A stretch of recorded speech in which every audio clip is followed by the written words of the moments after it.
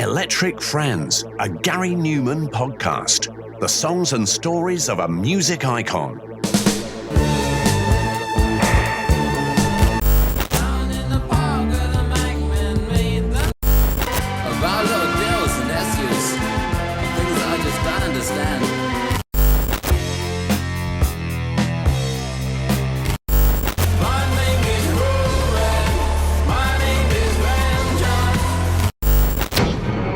Hello, I'm Tom, and welcome to a special episode of Electric Friends, a Gary Numan podcast.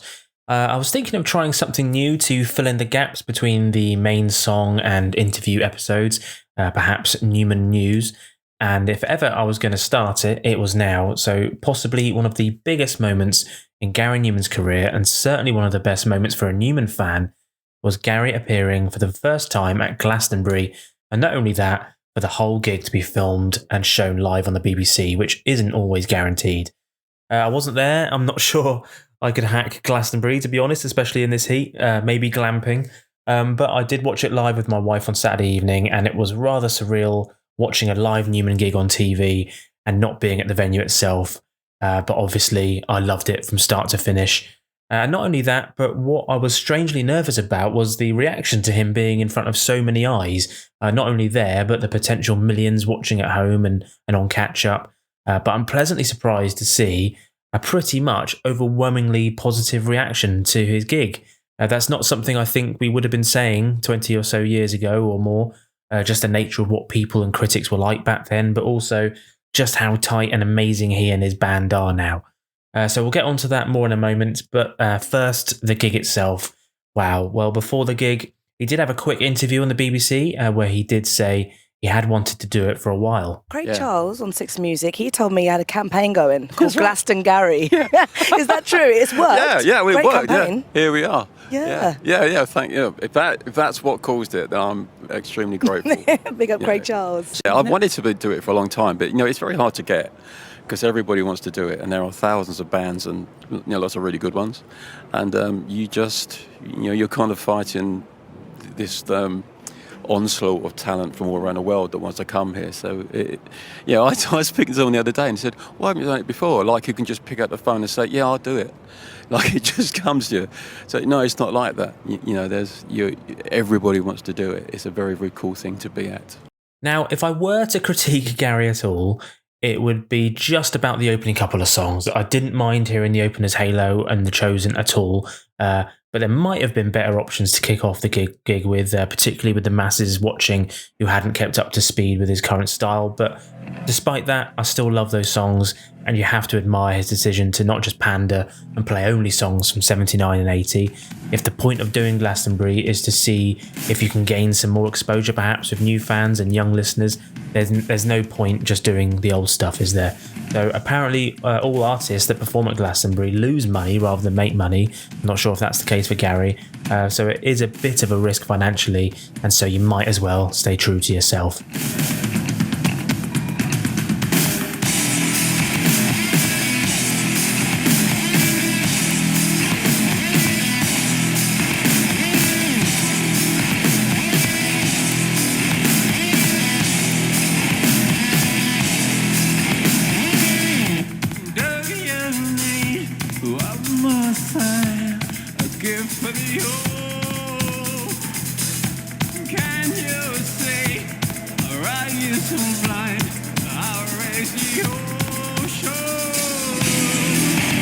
On with the gig, he settled in very quickly with Halo and The Chosen, as I said, and I feel like it really kicked in with track 3, the 9 Inch Nails-ified version of Metal.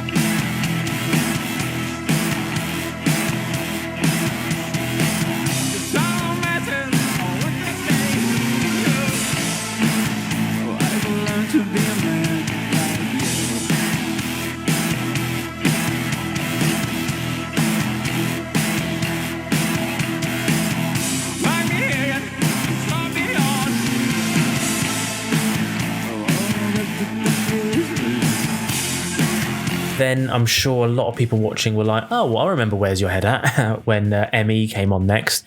And to be honest, I've been on TikTok the last couple of days, and it seems like ME is having a bit of a resurgence with new listeners on there. So I'm sure that went down really well.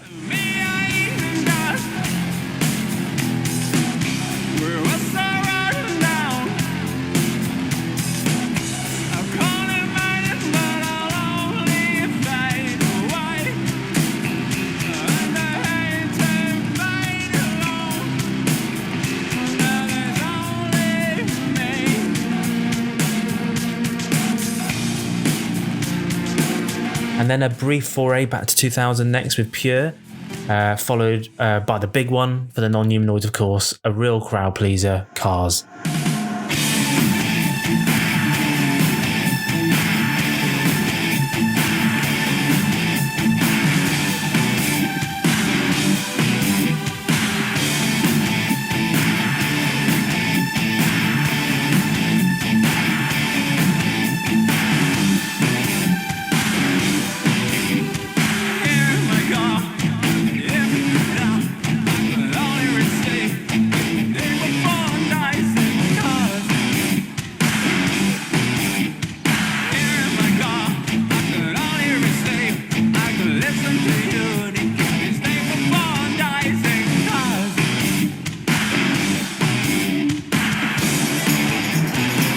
Just so good to hear that properly at Glastonbury. Following Haunted, he then sang the aptly titled Down in the Park on the Park stage, and it was great seeing the few humanoids in the front row doing the song's usual hand movements. Down in the park where the Macmen made the machines and flying kill by numbers. Down in the park where the Franco fight. I was in a car crash, who was it the wall? But I've never been quite the same. Little white lies like I was there. Next, it was a real treat. Gary brought on Raven for a performance of her own song, which is, she said in the recent interview episode that I had with her that she was going to perform at Glastonbury. I wasn't sure it was going to be one of her own songs, and it's a song that I hadn't heard yet, so that was great. I think she did a really good job. That must have been very daunting, and it's obviously her biggest gig ever, so she seemed really at ease, and a great song as well.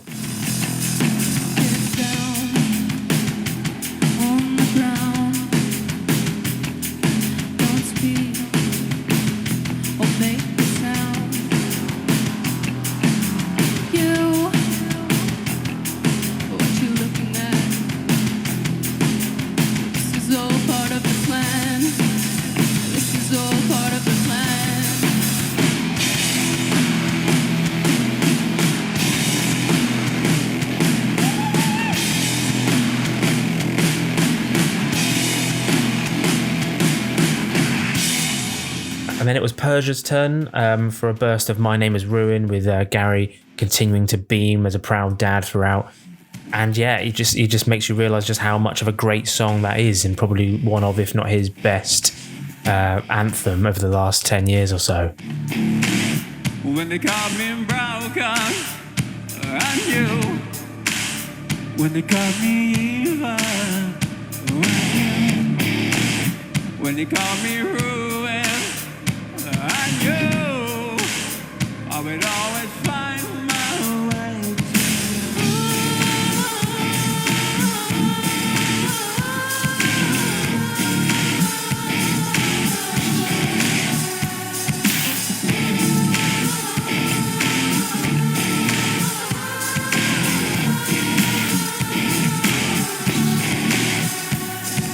It was then great to see his live favourite, A Prayer for the Unborn, getting a mainstream play, one of my favourite Numan songs, followed by the closing track, of course, Our Friends Electric, which has to go down, I'm biased obviously, as one of the standout live tracks of this year's Glastonbury.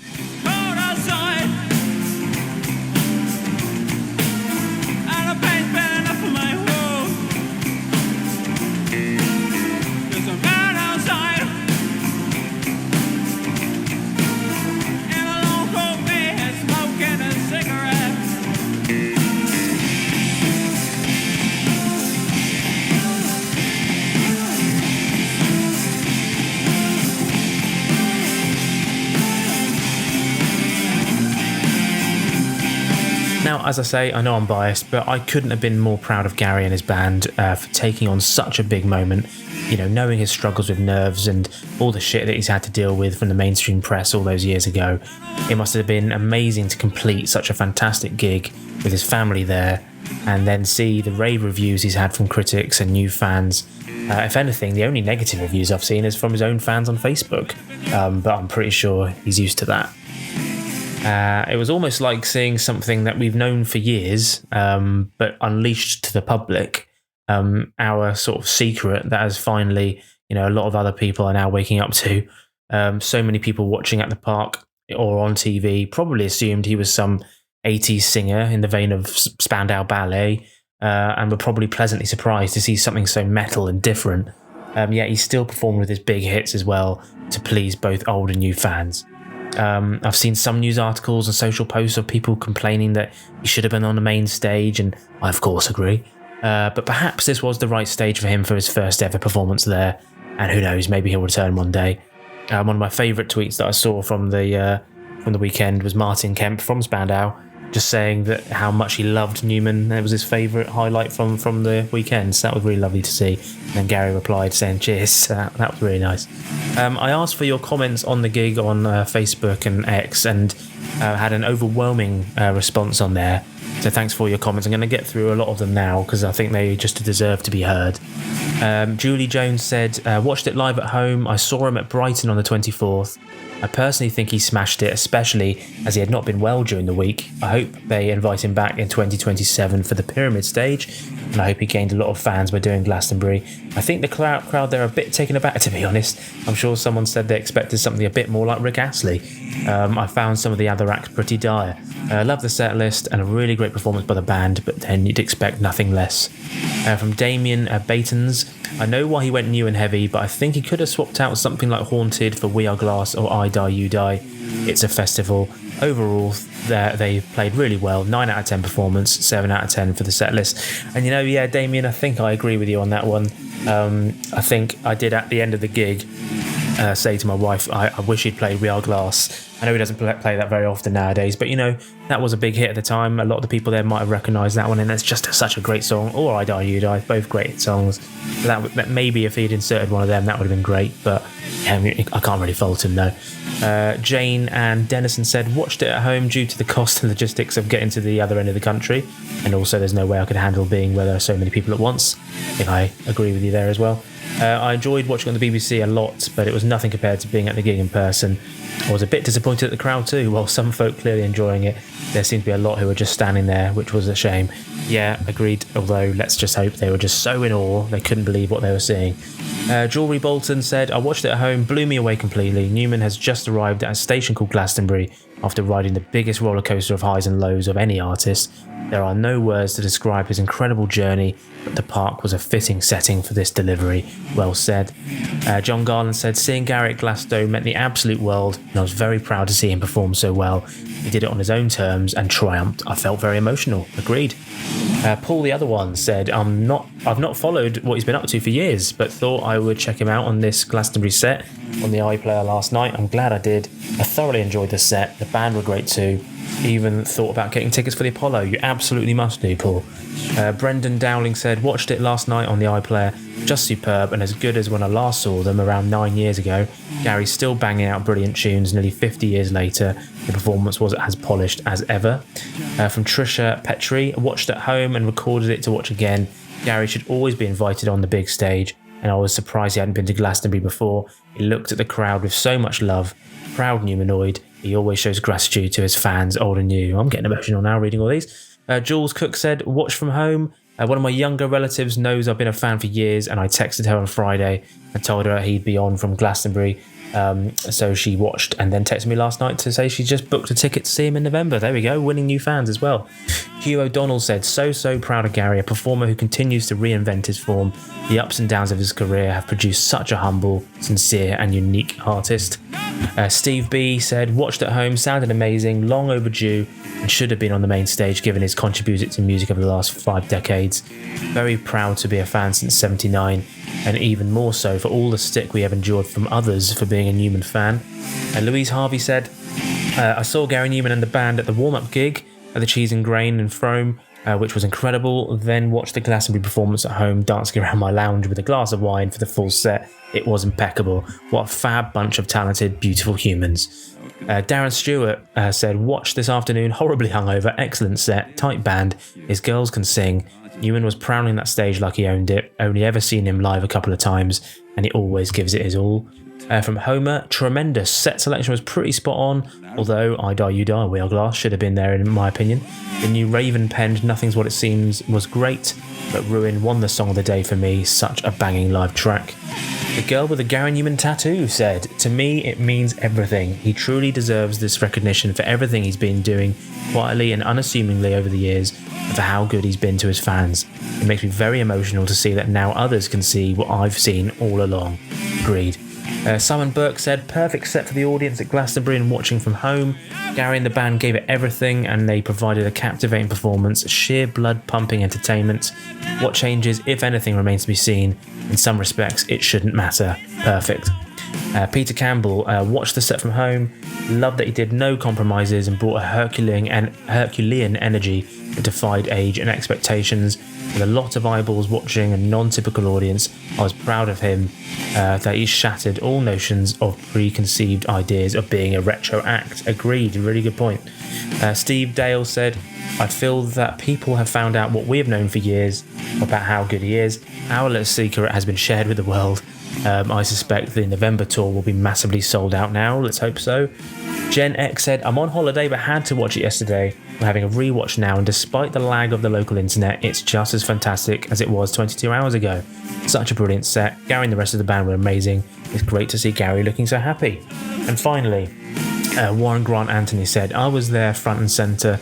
This gig is up there with the Wembley and Albert Hall shows. I've been coming to Glastonbury for years and I've always wished that Numan would one day make an appearance. This year it finally happened. I packed all of my Numan t-shirts and made sure I always had one on. I even bought my dance t-shirt that I wore when I was an 8-year-old kid.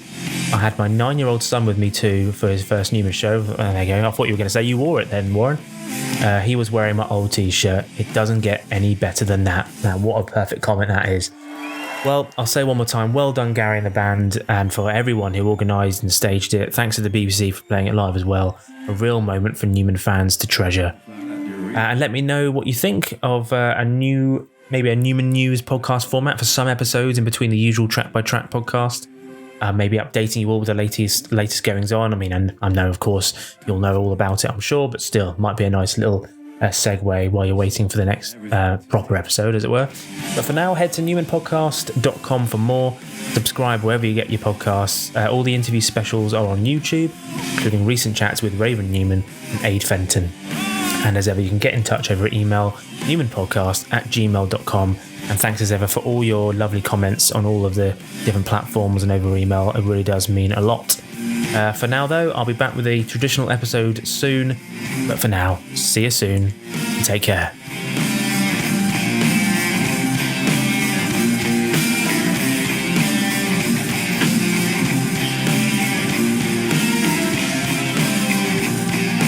Thank you very much. Thank you. Bye-bye.